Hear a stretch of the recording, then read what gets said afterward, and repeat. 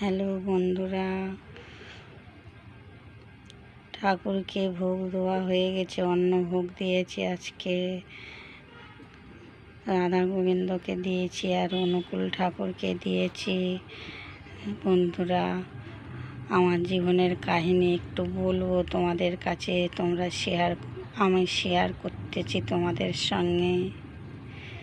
আমি দেশ ছেড়ে চলে এসেছি, গ্রাম ছেড়ে চলে এসেছি কলকাতার ভেতরে ছেলে দুটোর বাঞ্ছির মতো মানুষ করব বলে। এখানে এসে আমার ছেলের পড়াশুনো চলছে, দুই ছেলের, একটা পড়ে 7-এ আর একটা উচ্চ মাধ্যমিক টেস্ট পরীক্ষা দিচ্ছে। সেই মুহূর্তে আমার স্বামী অ্যাক্সিডেন্ট হয়েছে, 3 তলার উপর থেকে পড়েছে, 1 পিলিয়ারের উপরে পড়ে আমার সংসার তছনছ হয়ে গেছে। শুধু ভগবান মাথার উপর ছিল বলে বেঁচে গেছে। ওর জন্যই ভগবানকে আমি আগে মানতাম না, কিন্তু এখন বুঝে গেছি যে ভগবান ছাড়া কিছুই নাই আমাদের জীবনে। তাই গোবিন্দ, রাধেস্বামী, রাধারানী এদেরকে আমি সেবা দিই। আমার জীবনের কাহিনী এই। 5টা অপারেশন হয়েছে, ঠিক আছে, পায়খানার জায়গা ফেটে বেরিয়ে গেছে। এমনই কেস ছিল, বাঁচবে না এরকম হয়েছিল। তা ভগবানের ডাকতো আর আমিও ডাকতাম ভগবানকে।